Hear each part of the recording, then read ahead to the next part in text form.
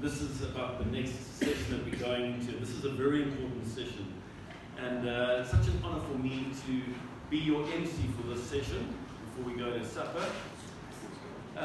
So, this is very important.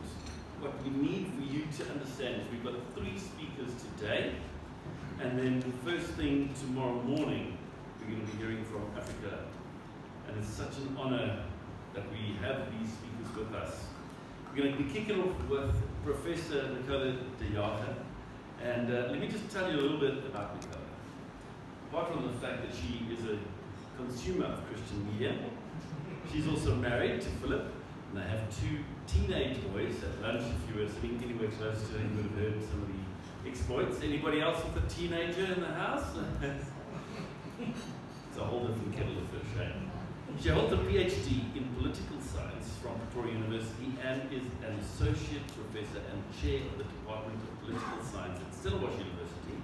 She is a nationally rated researcher, a former fellow of the African Oxford program at Oxford University, and editor of 2 books with peer-reviewed publications on the topics of South African politics, religion, and politics in sub-Saharan Africa, as well as comparative politics.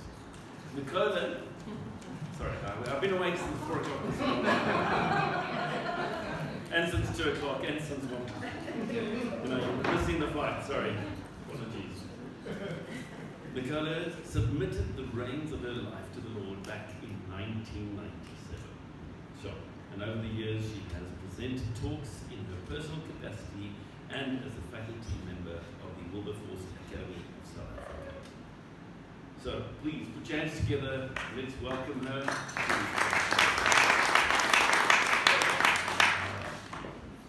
Thanks, Jonathan.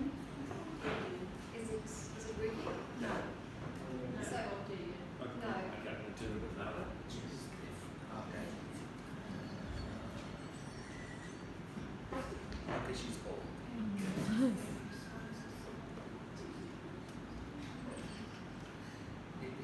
Okay. Is that good? Is that better? Yeah. Great. So I've also been up from 4 o'clock this morning, also waiting for my alarm to go off. You know that fear that if your alarm doesn't go off, you're going to miss the flight. Oh, and then you're like, oh, it's 4 o'clock, really? And then you don't want to go back to sleep too fully asleep in case you don't make it again. So I'm with you on that 4 o'clock in the morning. Graham and Natalie, thank you so much for having me here. It's really, really a pleasure. As I said, I have been a consumer of, and my family has been a consumer of Christian media for many years.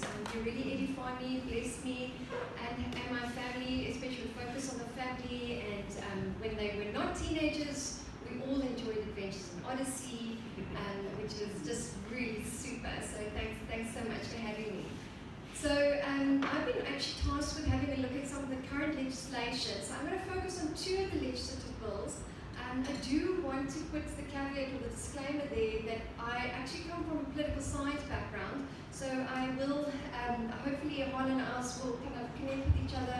I'm going to start with a little bit of a governance aspect as a framework for us to understand the current legislation that we're seeing. So I'm going to start with the framework, and then I'm going to briefly discuss some of these bills, some of the concerns around the bills, and then answer the question, why are we seeing these bills? You know, what is the big picture? What's going on?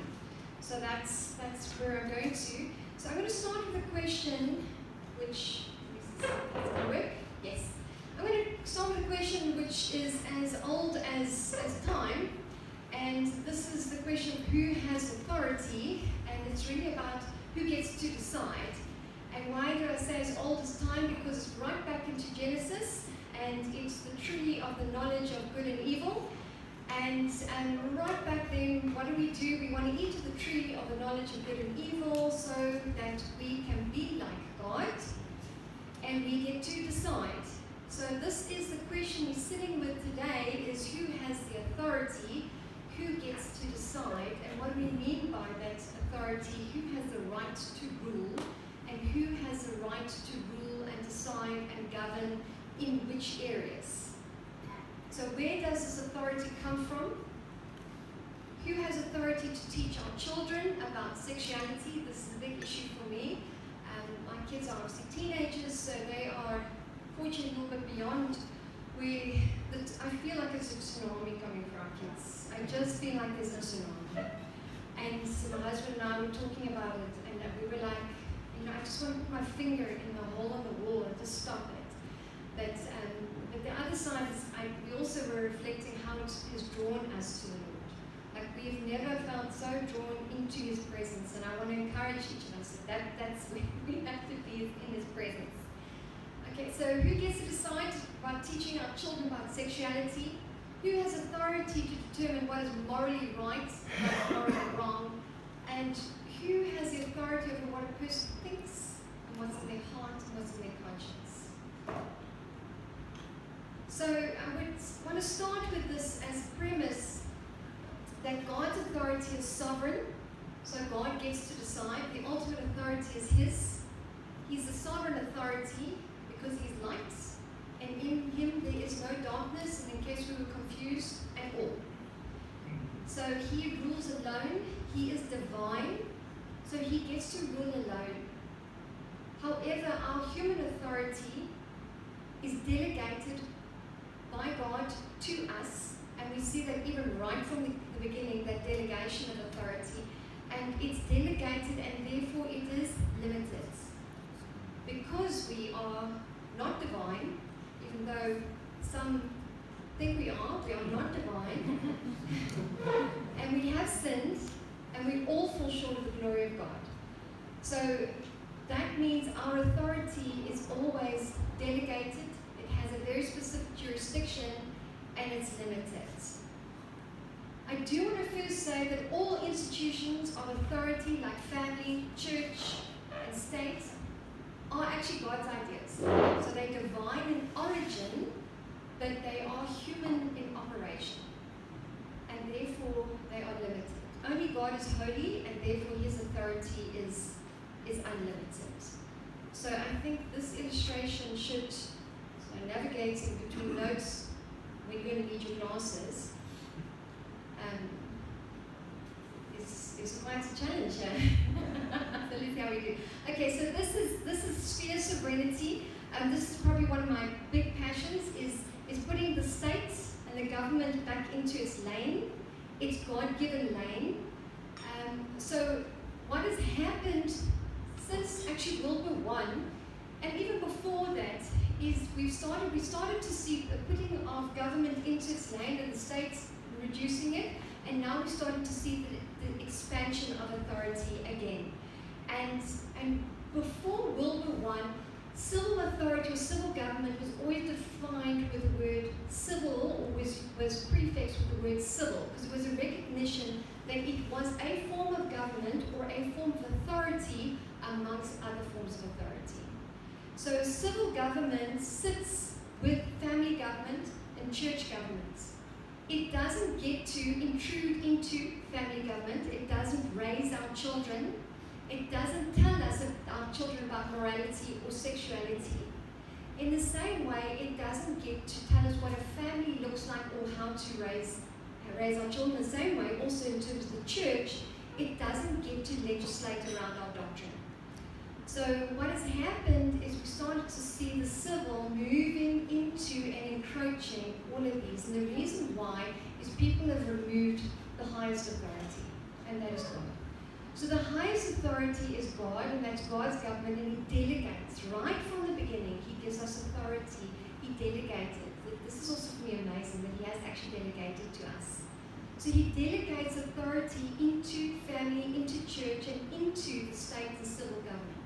But it is dependent, it's dependent on Him, it is dependent on each other, it's delegated, and it's limited. It's also, why I put the arrows going up, it's also accountable. We will each have to give account of the authority that we have been given, whether it's parents, whether it's church leaders or members of the church, or even serving inside governments. And then underlying all of this is self-government. So I heard a beautiful quote which said, liberty is the luxury of self-government. We get to have liberty when we govern ourselves. So it's when we don't govern ourselves, what happens is we start to see the encroaching, especially of civil government, because it starts to legislate, because we don't self-govern. So this is called sphere sovereignty, and it's biblical. So part of my mandate was to start with a Christian worldview. So it's a biblical, all of these institutions are biblical. I can give you the scriptures, where you can find this, where this jurisdiction, this delegation happens. But the theologian Abraham Coper, he calls it sphere sovereignty or differentiated responsibility. And he was also the Prime Minister of the Netherlands, and that was in the 1900s.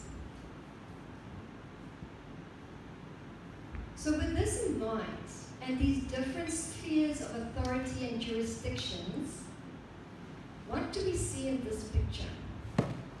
This for me is, yes, it's Lady Liberty, but it's the ultimate illustration for me of what is civil government. And why is this civil government? And we see perhaps a key scripture for civil government is in Romans 13. It exercises the sword. So it's a coercive mechanism because it exercises the sword. So it judges, but on what basis? So it's judging a case and is weighing up the case, but the case is weighed on the basis of the merit of a case. And that is why there is the blindfold, because it's supposed to be on the basis of impartiality. Governance should be governed on the basis of impartiality. It should not be moved by special interests, personal interests, private interests.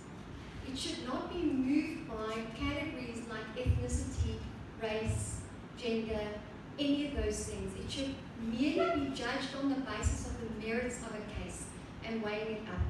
And why is this? Why, if I look at the sword, it illustrates why it's so important that civil government is limited, because it is coercive. It gets to judge and to legislate and to determine what the punitive measures will be. And that's why it's really important that it doesn't come into the other spheres, for example, into our hearts and into our minds, and start to coercively tell us what we can and cannot believe, and then implement that through enforcement of laws.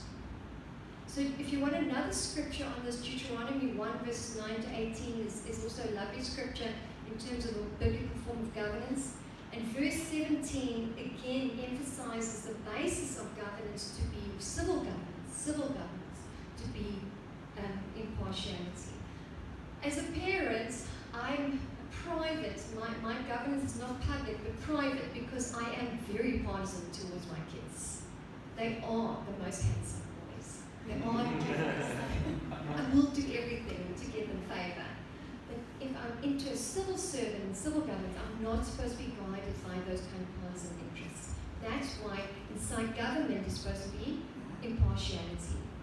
So in Deuteronomy verse 17, it says, "Do not show partiality in judging, here both small and great alike." In Leviticus 19 verses 15, it says, "Do not pervert justice. Do not show partiality to the poor or favoritism to the great, but judge your neighbor fairly." Okay, so in light of this, the sphere of sovereignty, in light of the role of impartiality, and that it wields the sword of government, how do we understand some of these current legislations that we are seeing? And they should not be new to Australia. This is not specific to us. And I'm going to do some research on this, because it's very uncanny how all of a sudden these bills are worldwide. You're seeing it all over. So the hate speech bill, and I read your submission, Graham, it was really great. So I took the time to the censorship bill from ACM. Your submission was really fabulous. I want to say that the response from the public, the South African public, for both this bill and the Bella bill has been phenomenal. So really people, the public have risen to the occasion, stood for their families, for freedom of speech and so forth. That what are the concerns that we are seeing around this? So the full name of this bill is the Prevention and Combating of Hate Crimes and Hate Speech Bill. The earliest talks around the formation of the bill began in 2009. It originally was intended to address the offence of hate crimes.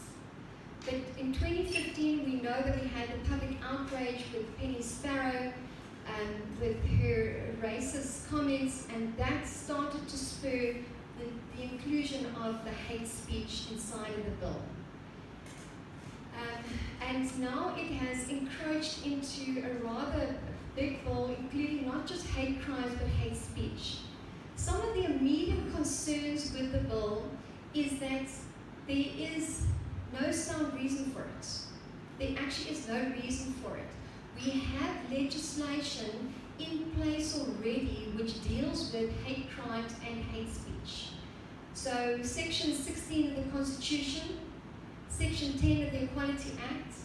So there are existing civil and criminal laws and codes of conduct which adequately protect against hate speech which inflicts physical harm.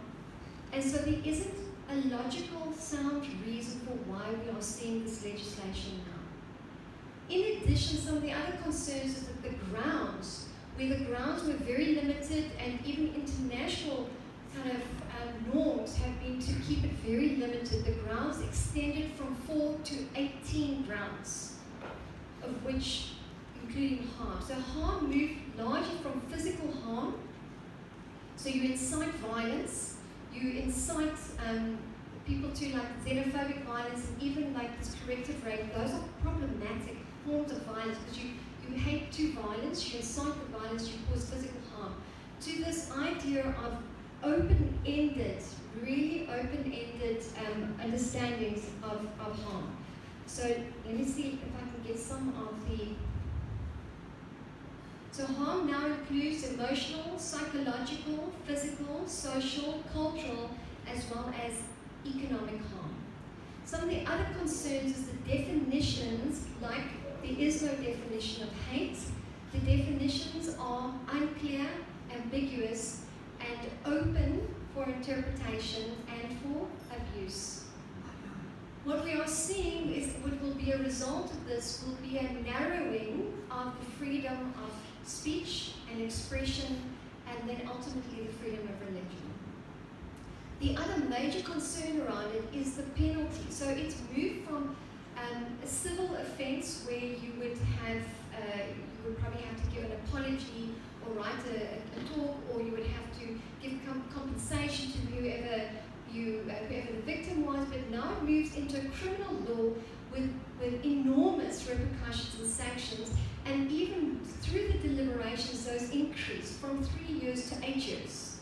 If you are a first offender of hate speech, you can be in prison for up to 8 years because of your speech. And so it's become a criminal law issue.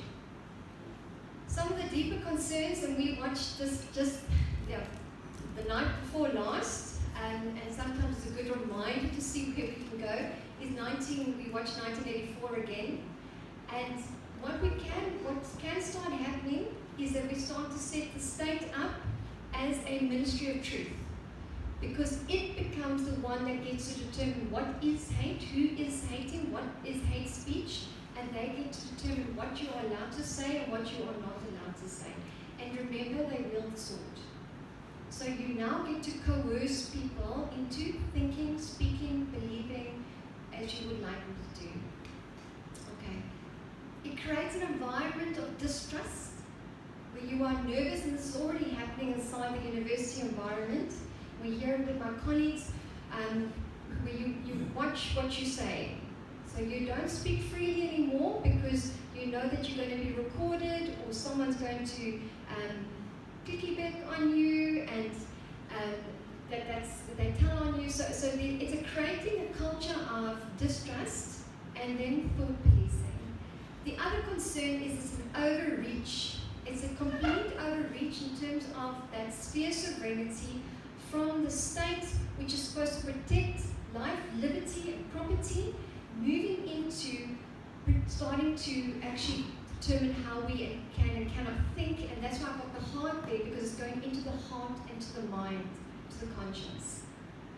The other concern, and this is what I'm going to show you with an illustration, is that special interest groups begin to use the coercive force of the state to impose their purposes. So, again, I'm very interested in what's happening inside the Department of Basic Education and the guidelines that are being drafted inside there. So this was presented to the Portfolio Committee of Basic Education, and I want you to see some of just the pictures. You're in media, the pictures, the wording, the symbols. Instead of an outline of school programs, it's called an outline of social cohesion programs. And I'm going to explain why that is important just now. At the top, maybe you can't see on the right, it says every child is a national asset. All of a sudden, children now belong to the state. Every child is a national asset. And then here they formulate the problem inside the school systems, or rather a broader problem, and this is coming out of the education faculties. The problem is defined, and I'm going to just read the last parts. It's defined as xenophobia, femicide, homophobia, but also subtle images and messaging and texts and social practices that communicate prejudice which must be addressed. It is through pedagogies of discomfort. This is an ideology. We can talk about it. It's a critical theory ideology. Pedagogies of discomfort, that we can deepen our respect for diversity, equity, freedom towards social cohesion and nation building. So why is the social cohesion is not a problem, but social cohesion has a new definition. So you're seeing it as well. So inside the DBE, under the school programs, which they now define as social cohesion, there is a unit called the inclusion of diverse sexual inclusion, so sexual orientation, gender identity, expression, and sex characteristics. And that's SOGS, and they are under social cohesion. What is SOGS? You only have to Google it. SOGS is actually the LGBTQ community. They have a unit inside our Department of Basic Education, and they're busy drafting guidelines for our schools, supposedly to encourage social cohesion inside the schools. As I said, social cohesion has been redefined. Now I want to go back to the hate speech bill as it is at the moment. Harm means substantial emotional, remember those grounds? Emotional, psychological, physical, social, or economic detriment. And then when you go to the definition of social detriment means detriment that undermines the social cohesion amongst the people of South Africa. So it's not always what we think it means, and definitions are being redefined, and words are being redefined, and then they're being legislated. It feels like a web. I look at it like that, it feels like a web. Okay, so that bill at the moment, if you are interested, these bills are monitored by the Parliamentary Monitoring Group, and that bill at the moment has passed through the National Assembly, and I really, really have a lot of respect for the public, but also for many of our political parties who are engaging with this. The problem is that because we have a dominant party system, once the dominant party has decided what it is, it goes through. And so it's gone through National Assembly, it's gone through the public hearings, and is now sitting with the National Council of Provinces. Okay. The second bill, the Basic Education Laws Amendment Bill, the Bella Bill. So what are the possible concerns here with the Bella Bill? So the Bella Bill, just a bit of background, it proposes to amend the South African Schools Act of 1996. The DBE, or the Department of Basic Education, has been working on the bill since 2013. The Portfolio Committee on Basic Education agreed to it and adopted the bill, and will now serve, so it's a little bit earlier in the stage before the National Assembly. This bill is less concerning, so obviously when there are bills coming through, there are elements that are important. So the Schools Act is old, 1996, so it does need to be revised. What are some of the concerns? Again, it's deeply intrusive. into parents' decision making, starting school very early, grade R being made compulsory, penalizing parents who decide to take their kids out of school for whatever reasons, and then the school governing body. So the school, we have a state school, we don't have a state school, we have a public school. How am I doing for time? 2 minutes. Okay, 2 minutes. Okay, so some of the deeper concerns is also the control for homeschooling. Some of the deeper concerns is that we seem to be moving to this idea that every child is a national asset, so a move that the state gets to determine our kids' futures, their education, and so forth, and away from the school governing bodies and parents. And so we might be moving, we can discuss this later, to the state school approach.